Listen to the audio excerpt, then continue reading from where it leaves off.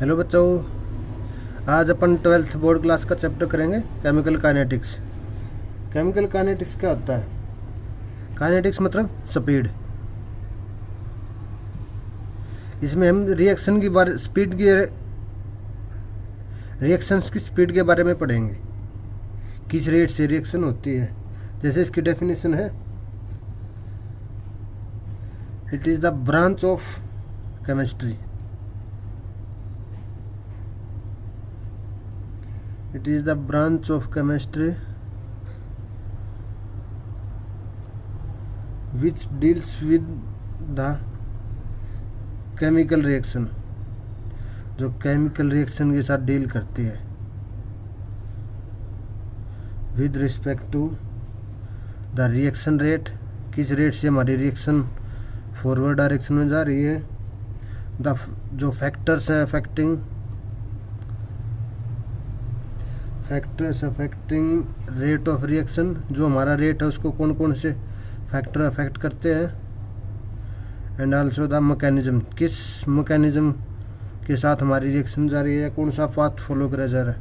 And the mechanism by which reaction proceed, मतलब it is the branch of chemistry which deals with the chemical reaction. Chemical reaction के deal किस rate से हमारी reaction हो रही है, कौन से फैक्टर हैं जिससे हमारी रिएक्शन फॉरवर्ड डायरेक्शन में जा रही है, और जो है मैकेनिज्म, कौन सा पाथ फॉलो किया जा रहा है, कौन से मैकेनिज्म से हमारी रिएक्शन प्रोसीड हो रही है, कौन कौन से मैकेनिज्म रिएक्शन प्रोसीड करते हैं, ये सब हमको आज पढ़ना है।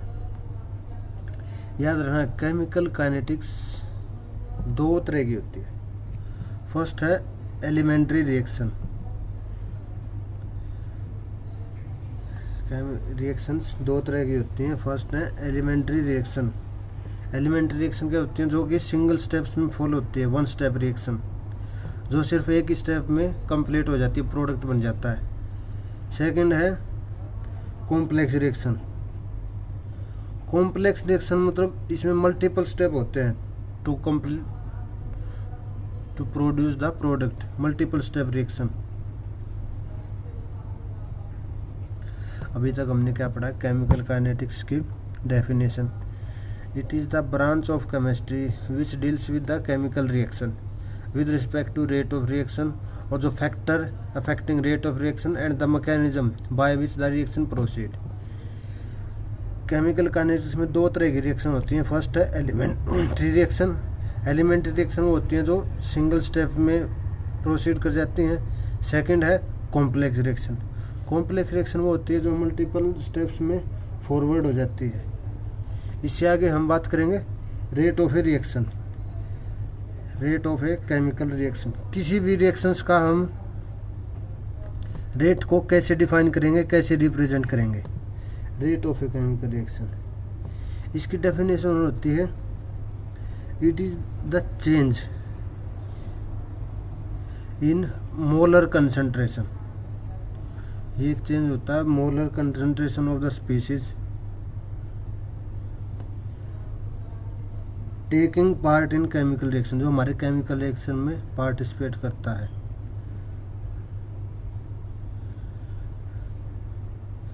पर यूनिट टाइम, एक शॉर्ट इंटरवल ऑफ टाइम के लिए कितना रिएक्शन को पार्टिसिपेट किया गया, उसको बोलते हैं हम rate of a chemical reaction. याद रखना, यहाँ जो ये मोलर कंसंट्रेशन है ना, तो रिएक्शंस के जो हमारे, सपोज करो जैसे कोई रिएक्शन आर से पी की तरफ जा रही है, तो हमारा जो आर है इसकी कंसंट्रेशन, इसको हम मोलर कंसंट्रेशन में लेते हैं, और मोलर कंसंट्रेशन को डिनोट करते हैं हम ब्रैकेट में पुट करते हैं। जैसे suppose at time t equal to T1, rate of the reaction, starting में रिएक्टेंट हमारा कितना है R1, प्रोडक्ट क्या होगा P1। After eight time T2, rate हमारा क्या होगा R2, और प्रोडक्ट क्या बन चुका होगा P2। तो over a period of time, समय के साथ साथ रिएक्टेंट की कंसंट्रेशन तो कम होती जाएगी और प्रोडक्ट की कंसंट्रेशन बढ़ती जाएगी। जैसे जैसे टाइम बीतता जाएगा हमारा रिएक्टेंट जो होता है वो प्रोडक्ट में कन्वर्ट होता रहेगा, इसकी कंसंट्रेशन कम होती जाएगी और प्रोडक्ट की कंसंट्रेशन बढ़ती जाएगी। अब सबसे पहले हम बात करेंगे rate of disappearance of R, मतलब आर जो हमारा डिसअपियर हो रहा है किस रेट से हो रहा है, reactant rate of disappearance of R. अब देखो आर तो हमारा डिक्रीज हो रहा है तो इसको लिखेंगे हम decrease in concentration of R with respect to the time taken, कितना टाइम लिया गया है। अब decrease in the concentration of R, decrease हो रहा है तो हम नेगेटिव लेंगे, नेगेटिव मतलब फाइनल माइनस इनिशियल, इनको ब्रैकेट में पुट करना कंपलसरी है क्योंकि कंसंट्रेशन को हम इस ब्रैकेट में ही पुट करके दिखाते हैं। Final concentration minus initial concentration divide by final time minus initial time equal to minus, अब डिफरेंस को हम डेल्टा से भी डिनोट कर सकते हैं, चेंज मतलब जितना चेंज आया है फाइनल से इनिशियल में divide by change in the time. अब यहाँ इम्पोर्टेंट चीज़ क्या है कि जो रिएक्टेंट की कंसंट्रेशन है वो डिक्रीज हो रही है तो हम R2 माइनस R1 नेगेटिव आ जाएगा, बट हम चाहते हैं कोई भी रेट होता है वो पॉजिटिव में शो करने को प्रेफरेंस देते हैं कि हमारा जो रेट है वो पॉजिटिव में शो है, इसलिए हम एक्स्ट्रा नेगेटिव को हटा दी, इस नेगेटिव को हटा देते हैं। इसको हम तब हटा सकते हैं जब हम प्रोडक्ट की फॉर्म में लिखेंगे। अब नेक्स्ट है rate of appearance of R, rate of appearance of P, product के लिए हम रेट को कैसे लिखेंगे, इसका क्या होता है फार्मूला, ये तो इंक्रीज करता है हमारा प्रोडक्ट टाइम के साथ, increase in concentration of P divide by time taken, कितने टाइम में हमारा कितना प्रोडक्ट बना है, तो इसका होता है final minus initial divide by final time minus initial time equal to del P by del T. याद रखना यहाँ प्रोडक्ट को ब्रैकेट में कम लिखना बहुत ही ज़रूरी है, नहीं तो गलत माना जाएगा। कंसंट्रेशन को हम ब्रैकेट में डिनोट करते हैं हर जगह, चाहे प्रोडक्ट की कंसंट्रेशन हो चाहे रिएक्टेंट की कंसंट्रेशन हो, हमें ब्रैकेट में कंपलसरी है उसको लिखना। नेक्स्ट है what is the unit of rate, इस रेट की यूनिट क्या होती है, कंसंट्रेशन की यूनिट क्या होती है, कंसंट्रेशन इक्वल टू इतने मोल पर लीटर, और टाइम की यूनिट होती है सेकंड, तो यहाँ रेट की यूनिट हो जाएगी मोल पर लीटर पर सेकंड। और अगर हमारी कंसंट्रेशन गैसियस उसमें दे रखी है तो गैसियस में लेते हैं हम एटमॉस्फेयर पर सेकंड व्हेन कंसंट्रेशन की use in the gaseous form.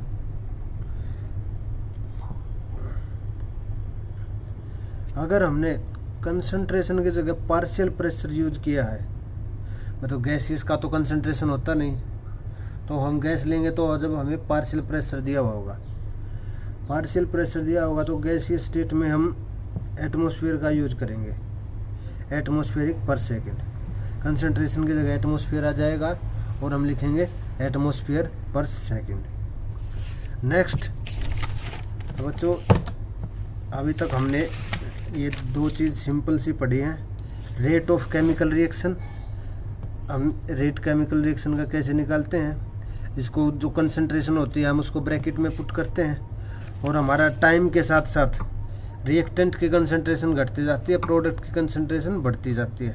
और इससे आगे हमने पढ़ा है rate of disappearance of R, R तो हमारा डिसअपियर हो रहा है तो डिक्रीज होगा उसकी concentration, decrease in concentration of R divide by time taken. Decrease के लिए हमने लगा दिया नेगेटिव साइन, तो final concentration minus initial divide by final time minus initial time equal to minus of, change को हम डेल्टा से डिनोट करते हैं, चेंज को हम डेल्टा से डिनोट करते हैं, delta R by delta T. इससे आगे पढ़ा हमने rate of appearance of P. Appearance मतलब अपीयर हो रहा है, प्रोडक्ट की कंसंट्रेशन बढ़ रही है, increase in concentration of P divide by time taken. अब प्रोडक्ट की कंसंट्रेशन इंक्रीज हो रही है, final minus initial divide by final time minus initial time equal to del P by del T. इससे आगे हमने पढ़ा है यूनिट, उसकी यूनिट क्या होती है, कंसंट्रेशन। जब हम इनको, कंसंट्रेशन की यूनिट होती है मोल पर लीटर और टाइम की यूनिट होती है सेकेंड इनवर्स। तो अगर लिक्विड फॉर्म में दिया गया है तो उसको बोलेंगे हम, रेट हो जाएगा हमारा मोल पर लीटर पर सेकेंड। और अगर हमें गैसीय स्टेट दिया गया है तो गैसीय स्टेट के लिए तो कंसंट्रेशन होती नहीं, हम सिर्फ उसको प्रेशर में, प्रेशर दिया हुआ होगा, प्रेशर की यूनिट होती है एटमॉस्फेयर। तो गैसियस फॉर्म में हम लिखेंगे एटमॉस्फेरिक पर सेकेंड। तो बच्चों अब हम आगे पढ़ेंगे exponential determination of rate of a reaction. हम बात करेंगे अब एक्सपेरिमेंटल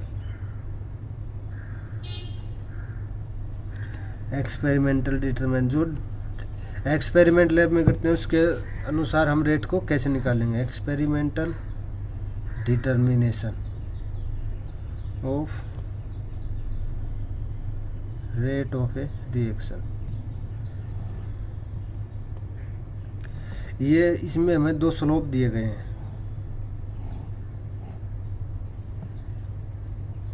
रिएक्टेंट की कंसंट्रेशन क्या होती है, घट रही है, तो हमारा ग्राफ डिक्रीजमेंट आएगा। दिस इज फॉर रिएक्टेंट, और ये हमारा बनाएंगे हम प्रोडक्ट के लिए। प्रोडक्ट की कंसंट्रेशन समय के साथ साथ बढ़ती जाती है। ये है एक्सपेरिमेंटल, वो था हमारा थ्योरेटिकल जो हमने पीछे निकाला था। अब देखो at time t1 concentration is R1, at time t2 concentration is R2। तो यहाँ रेट क्या आ जाएगा, rate of average R average. ये डिक्रीज हो रहा है तो negative sign, final minus initial divide by final time minus initial time equal to negative. तो ऐसे आ जाएगा, चेंज हुआ जो हमारा उसको डेल्टा से डिनोट करेंगे, del R by del T. इसी तरह हमने एट टाइम t1 प्रोडक्ट हमारा P1,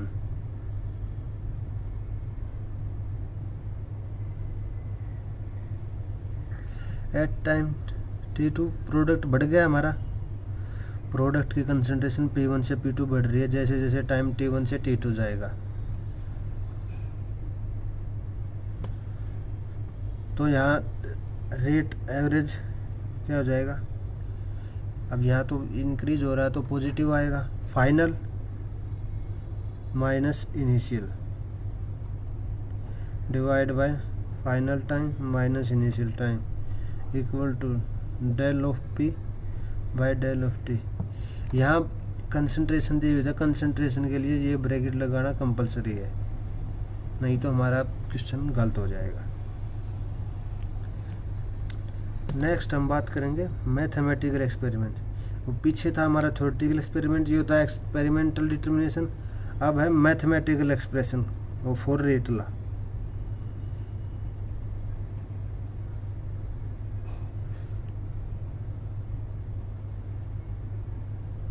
mathematical expression for rate of reaction, किसी भी रिएक्शन के लिए मैथमेटिकल एक्सप्रेशन क्या होगा। जैसे रिएक्शन है PCl5 ये इसके दो प्रोडक्ट बनेंगे PCl3 प्लस Cl2।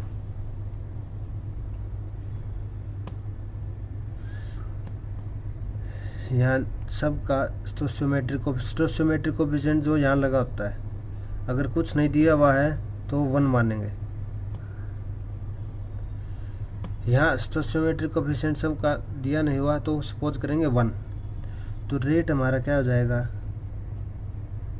इस रिएक्शन के लिए, रेट ऑफ रिएक्शन, ये रिएक्टेंट है, रिएक्टेंट की कंसंट्रेशन डिक्रीज होगी, डिक्रीज में के लिए negative sign, negative of change in concentration of PCl5 divide by change in concentration of time equal to, ये हमारा क्या है प्रोडक्ट। प्रोडक्ट के लिए positive sign, change in the concentration of PCl3 divide by del T. इसी तरह change in concentration of Cl2 divide by del T, ये भी हमारा पॉजिटिव आया क्योंकि दो PCl3 और Cl2 हमारे प्रोडक्ट में है। अगर स्टोइचियोमेट्रिक कोफिशिएंट दिया हुआ है, इफ स्टोइचियोमेट्रिक कोफिशिएंट गिवन देन, तो उसे हम डिवाइड करेंगे, डिवाइड बाय रिएक्शन, रिएक्शन से हम डिवाइड करेंगे। सपोज करो एक रिएक्शन है 2N2O5 4NO2 प्लस O2। अब यहाँ स्टोइचियोमेट्रिक कोफिशिएंट 2 है, यहाँ 4 है, यहाँ 1 है, तो हम इस रिएक्शन को डिवाइड करेंगे। तो हमारा रेट ऑफ रिएक्शन क्या हो जाएगा इधर, rate of reaction equal to, reactant के लिए माइनस साइन आएगा, माइनस, इससे डिवाइड करेंगे 1/2 change in the concentration of N2O5 divide by change in concentration of time equal to, ये प्रोडक्ट है पॉजिटिव साइन, स्टोइचियोमेट्रिक कोफिशिएंट 4 है तो 4 से डिवाइड करेंगे 1/4 change in concentration of NO2 divide by change in concentration of time equal to positive change in concentration of O2 divide by delta T. यहाँ concentration इसका स्टोइचियोमेट्रिक coefficient 1 था तो 1 से ही divide किया है। अब नेक्स्ट बच्चों सिंपल है सब कुछ, अगर आप मेहनत करोगे तो ये बिल्कुल बेसिक चीज़ है। अभी तक हमने ये एक्सपेरिमेंटल डिटर्मिनेशन पढ़ा है और हमने मैथमेटिकल एक्सप्रेशन पढ़ा है। एक्सपेरिमेंटल में क्या था, रिएक्टेंट को ग्राफ के फॉर्म में शो करेंगे, जैसे जैसे रिएक्टेंट की कंसंट्रेशन कम होते जाएंगे उसको हमने ग्राफ से दिखा दिया। अब प्रोडक्ट के लिए प्रोडक्ट की कंसंट्रेशन टाइम के साथ साथ बढ़ती जाएगी, उसको हमने ग्राफ की फॉर्म में डिनोट कर दिया है।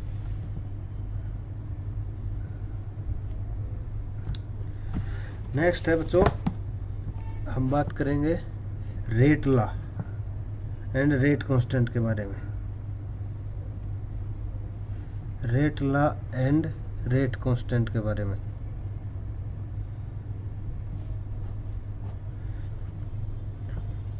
देखो इसकी डेफिनेशन लिखते हैं, द रिप्रेजेंटेशन ऑफ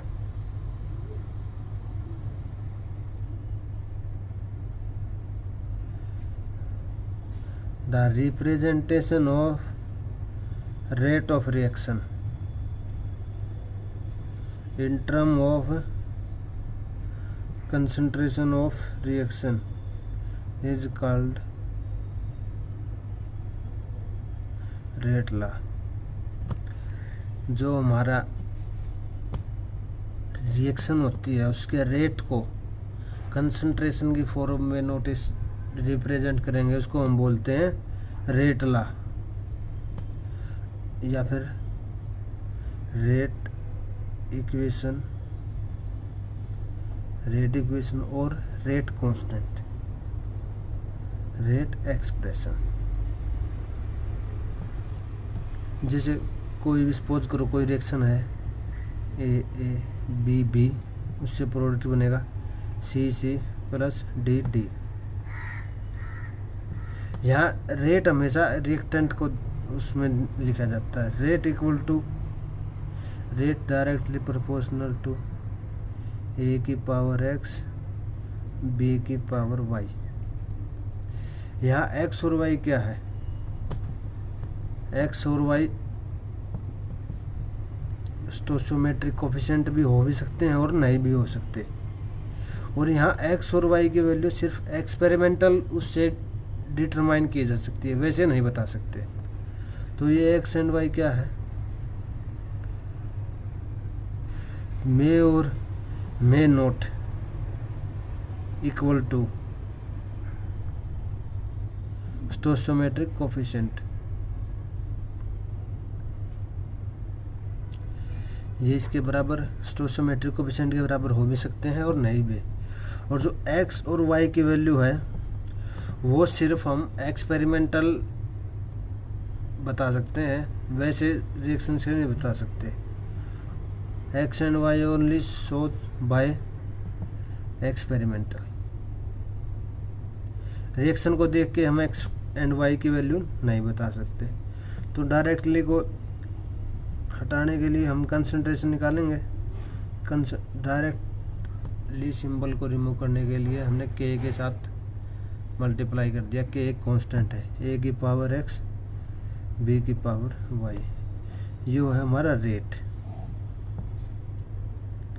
रेट को सिर्फ कंसंट्रेशन के फॉर्म में एक्सप्रेस कर सकते हैं। Rate express only in concentration form. ये जो हमने ब्रैकेट लगाई है इसका मतलब यही है कि कंसंट्रेशन लिया गया है यहाँ पर A और B का। तो रेट को सिर्फ हम कंसंट्रेशन की फॉर्म में ही डिफाइन कर सकते हैं। अब हमारा रेट क्या होता है? माइनस रिएक्टेंट के लिए माइनस का dR/dt equal to K into में A की पावर X B की पावर Y। इसको बोलेंगे हम differential rate equation.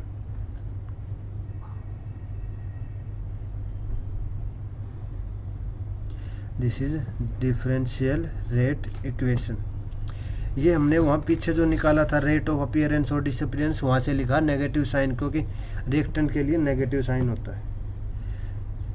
This is the differential form of rate equation. इससे आगे बात करेंगे हम ऑर्डर ऑफ द रिएक्शन। अब यहाँ से मेन चैप्टर शुरू हो जाता है, जहाँ से क्वेश्चन आता है जेईई मेंस में, नीट में, बिल्कुल सिंपल क्वेश्चन होता है। ऑर्डर ऑफ रिएक्शन, रिएक्शन का ऑर्डर। इसकी डेफिनेशन है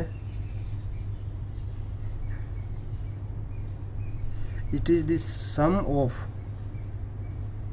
power of concentration of reactant species. It is the sum of power of concentration of reactant species in rate law expression. जो हमने ये रेट लॉ एक्सप्रेशन यहाँ निकाला था, जो कंसंट्रेशन की पावर है उनका सम, उसको हम ऑर्डर बोलते हैं। जैसे suppose A B B product बना सी प्लस डी। यहाँ रेट कैसे निकाला था हमने? Rate equal to K into A की पावर एक्स बी की पावर वाई। यहाँ ए और बी नहीं लिखेंगे, गलत हो जाएगा, क्योंकि ये हम सिर्फ एक्सपेरिमेंटल बता सकते हैं, थ्योरेटिकल देख के नहीं बता सकते। तो यहाँ ऑर्डर ऑफ रिएक्शन हो जाएगा। तो बच्चों ऑर्डर ऑफ रिएक्शन क्या हो जाएगा? कंसंट्रेशन के पावर का सम, कंसंट्रेशन की पावर एक्स प्लस वाई। ये सिर्फ एक्सपेरिमेंटल वैल्यू है, एक्सपेरिमेंटली बता सकते हैं। एक्सपेरिमेंटल वैल्यू है ये। और हमारी जो एक्सपेरिमेंटल वैल्यू है ये क्या कह सकते हैं? Zero order, first order, second order, third order.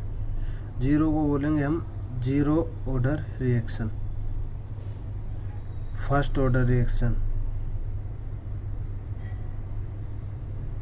ये सेकंड ऑर्डर है, ये थर्ड ऑर्डर है। और क्या है हमारा यहाँ जो रेट है ये फ्रैक्शन में भी आ सकता है,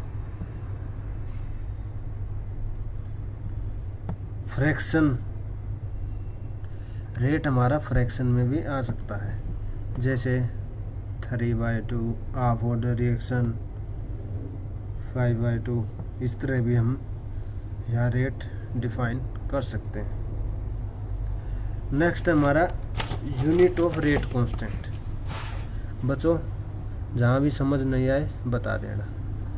अब नेक्स्ट है हमारा यूनिट ऑफ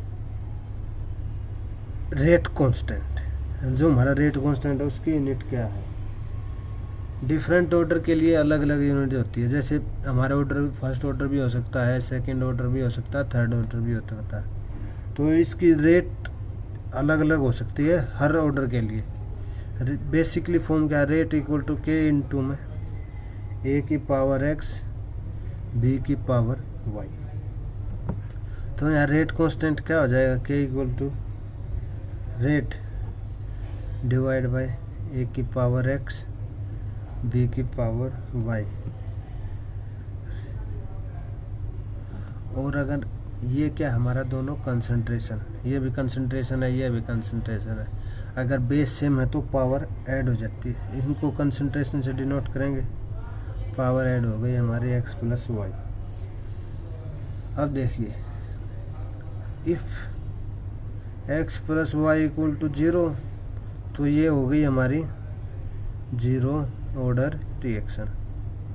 तो ये हमारा जीरो भी हो सकता है, एक्सपेरिमेंटल शो किया जाएगा ये। तो अगर एक्स और वाई की वैल्यू 0 आती है तो वो होगी हमारी जीरो ऑर्डर रिएक्शन।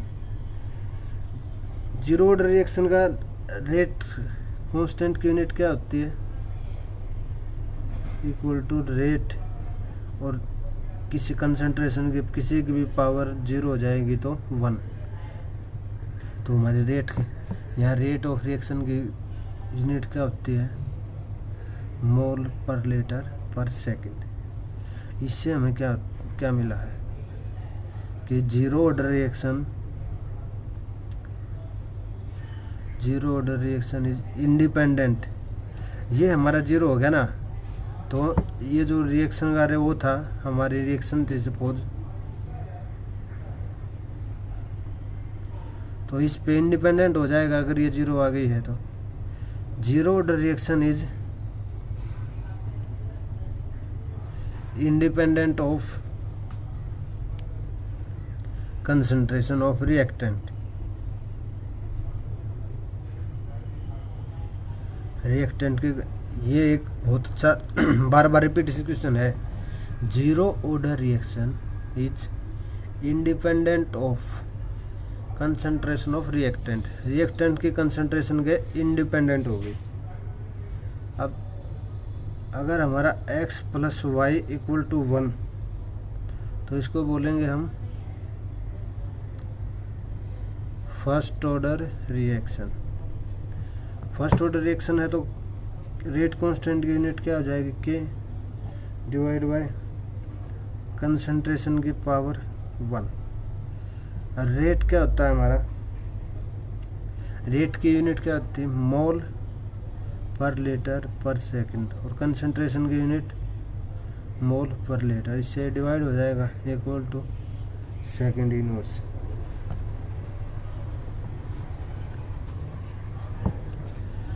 इससे आगे हम इफ एक्स प्लस वाई 2, इसको बोलेंगे सेकंड ऑर्डर रिएक्शन।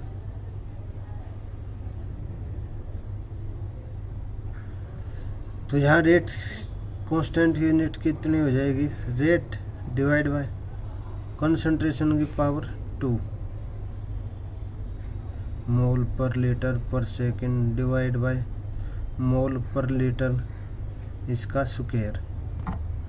तो ये इसको देखते हैं अभी, मोल पर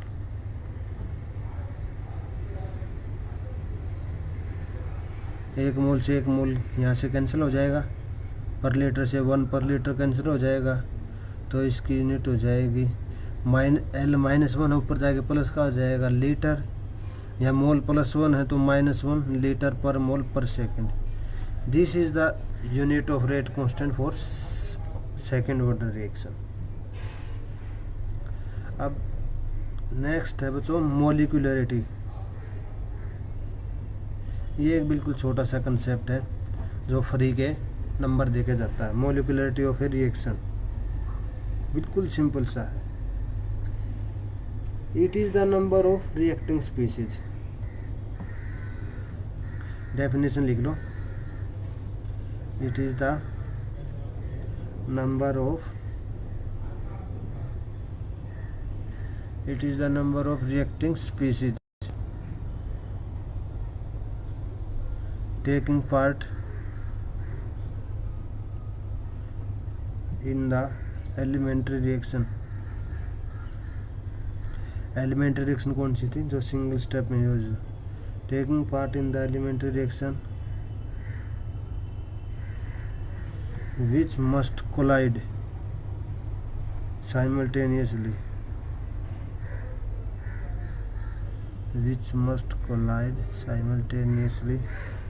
during chemical reaction। जैसे हम एग्जांपल से समझते हैं। एग्जांपल लेते हैं NH4NO2 N2 + 2H2। यहाँ सिर्फ एक रिड्यूसिंग स्पीसीज यही रिड्यूस हो रहा है, तो हम बोलेंगे this is a unimolecular reaction, क्योंकि रिएक्टेंट में हमारा एक स्पीसीज है। अब सेकंड एग्जांपल 2HI से बनेगा H2 + I2। यहाँ दो रिएक्टिंग स्पीसीज हैं तो मोलिकुलरिटी हो जाएगी 2 और इसको बोलेंगे हम bimolecular. This is the bimolecular reaction. एक और एग्जांपल लेते हैं 2NO + O2 से बनेगा 2NO2। अब देखो यहाँ देखते हैं 2 मोल्स तो NO के यूज हो रहे हैं, 1 मोल्स ऑक्सीजन का यूज हो रहा है, तो यहाँ मोलिकुलरिटी हो जाएगी 3। इसको बोलेंगे हम ट्राईमोलिकुलर रिएक्शन।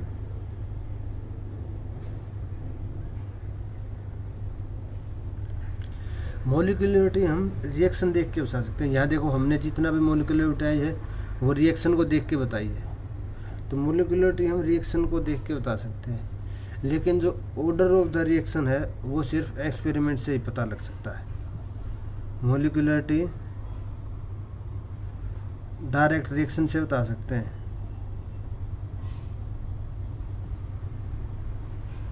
लेकिन जो हमारा ऑर्डर ऑफ द रिएक्शन है वो सिर्फ एक्सपेरिमेंटली शो हो सकता है, एक्सपेरिमेंट से ही बता सकते हैं। अब बोलोगे कि सिर्फ 3 ही मोलिकुलर पार्टिसिपेट कर सकते हैं, उससे आगे नहीं कर सकते, तो उसके लिए क्या 3 से ज़्यादा जो मोलिकुलरिटी नहीं हो सकती, क्योंकि उससे ज़्यादा वाली रिएक्शन है मल्टीपल स्टेप में यूज होती है। 3 से ज़्यादा रिएक्टेंट वाली रिएक्शन मल्टीपल स्टेप में होती हैं, और वो वहाँ जो है कोलाइड होते हैं ना, इनका कोलिजन आपस में वो डिफ़िकल्ट हो जाता है, इसलिए वो मल्टीपल स्टेप में से होते हैं। और मल्टीपल स्टेप वाले रिएक्शंस को हम बोलते हैं कॉम्प्लेक्स रिएक्शंस। और कॉम्प्लेक्स रिएक्शन की मोलिकुलरिटी हम फाइंड नहीं कर सकते, हम सिर्फ सिंगल स्टेप रिएक्शंस की मोलिकुलरिटी फाइंड कर सकते हैं, उसमें भी सिर्फ 3 मोलिक्यूल्स तक। अगर 3 से ज़्यादा मोलिक्यूल कोलाइड करेंगे तो उस कोलिजन इफेक्टिव कोलिजन नहीं होगा और हमें पता नहीं लगेगा। इसलिए 3 से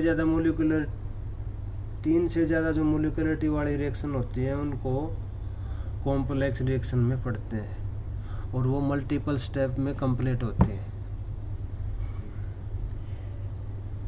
जो मोलिकुलरिटी होती है इट कैन नॉट बी 0 और इंटीजर। जो हमारा मोलिकुलरिटी है ना, ये कैन नॉट बी 0 और इन फ्रैक्शन और नॉन इंटीजर, मतलब फ्रैक्शन के फॉर्म में नहीं होगी और 0 नहीं हो सकता, बल्कि हमारा ऑर्डर है, ऑर्डर हमारा 0 भी हो सकता है। ऑर्डर कैन बी 0 और इंटीजर भी हो सकता है। Elementary molecularity is applicable for elementary reaction.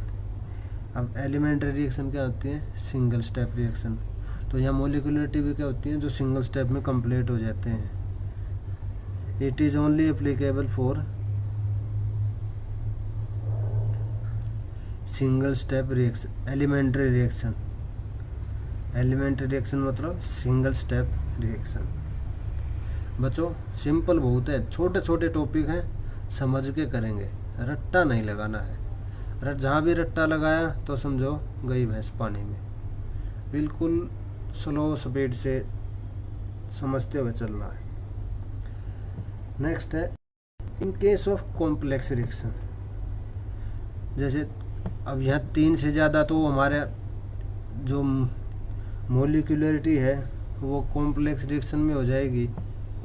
तो in case of complex reaction 3 से ज़्यादा अगर मोलिक्यूल होंगे तो कॉम्प्लेक्स रिएक्शन में कंप्लीट होंगे, मल्टीपल स्टेप में जाके कंप्लीट होंगे, उनको कॉम्प्लेक्स रिएक्शन बोलते हैं। In case of complex reaction molecularity of slowest step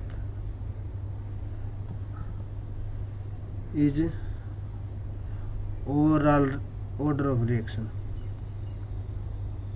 कई बार ये एक्सपेरिमेंटली पता लग गया कि जो हमारी मल्टीपल स्टेप रिएक्शन होती हैं वो एक कॉम्प्लेक्स रिएक्शन की तरह होते हैं। उनमें जो मोलिकुलरिटी ऑफ रिएक्शन है ना, ज़्यादा कई बार स्लोवेस्ट स्टेप से पता लग गया। जो रिएक्शन मल्टीपल स्टेप में होंगी उनमें जौन सा स्टेप हमारा स्लो होगा उससे हम ऑर्डर ऑफ द रिएक्शन निकालते हैं। ये एक एक्सपेरिमेंटल है। अब नेक्स्ट हम बात करेंगे integrated rate of equation. Next topic है इंटीग्रेटेड रेट ऑफ इक्वेशन। जो हमारी रेट ऑफ इक्वेशन है उसकी इंटीग्रेटेड फॉर्म क्या होगी? उसमें फर्स्ट है जीरो ऑर्डर रिएक्शन। सपोज करो हमारा रिएक्टेंट R से P बन रहा है, रिएक्टेंट यहाँ प्रोडक्ट में कन्वर्ट हो रहा है, तो रेट हमारा क्या हो जाएगा? माइनस dR/dt इक्वल टू के R की पावर या 0। अगर 0 ऑर्डर ले रखी है तो उसकी पावर 0। 0 ऑर्डर में मेन बात क्या होती है कि रेट रिएक्टेंट पर डिपेंड नहीं करता है। ये हमने पीछे यहाँ देखा भी था।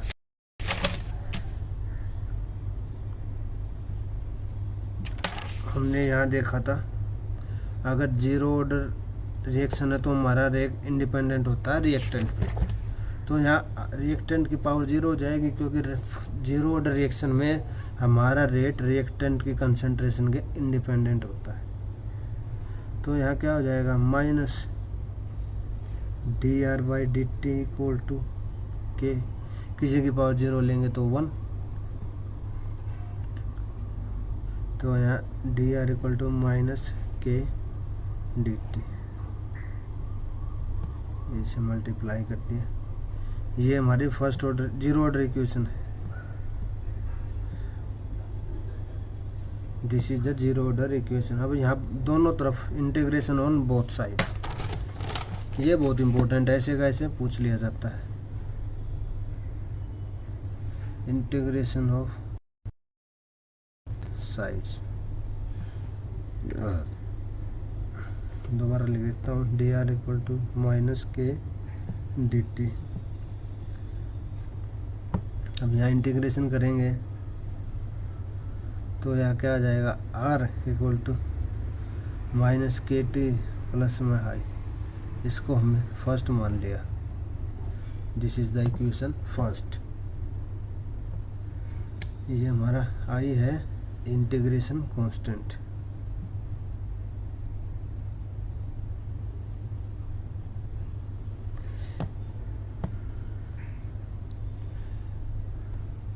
अब हमने जैसे time t equal to 0 reactant की कंसंट्रेशन क्या हो जाएगी, R0।